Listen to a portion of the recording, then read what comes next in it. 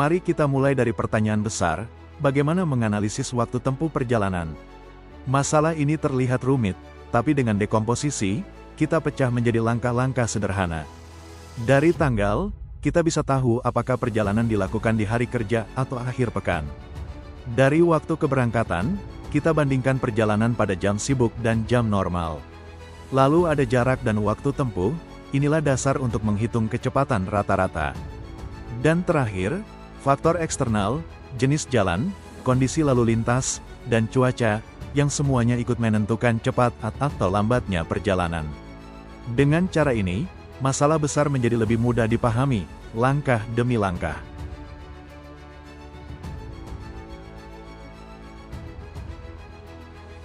Langkah kedua adalah pembersihan dan validasi data. Kita mengenali pola untuk memastikan semua catatan lengkap dan masuk akal.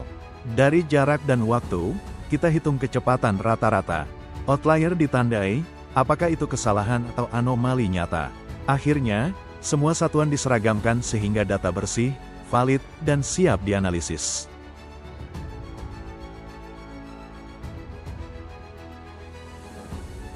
Sekarang kita masuk ke tahap klasifikasi dan pengelompokan.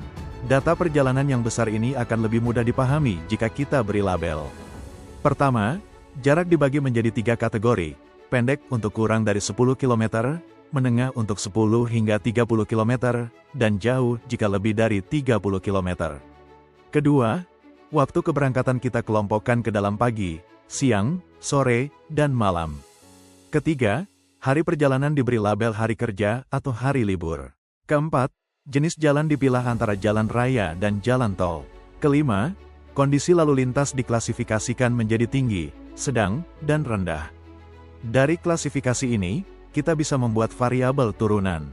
Misalnya, menghitung kecepatan rata-rata di setiap jenis jalan, melihat kepadatan lalu lintas, hingga menentukan indeks hambatan, rasio antara waktu tempuh nyata dibandingkan dengan waktu tempuh ideal.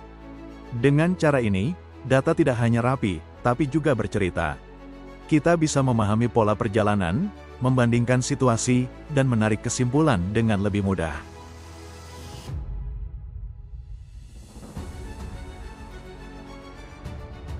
Bayangkan kita sedang berada di sebuah kota yang ramai. Setiap hari, orang-orang harus menempuh perjalanan dengan kondisi lalu lintas yang berbeda.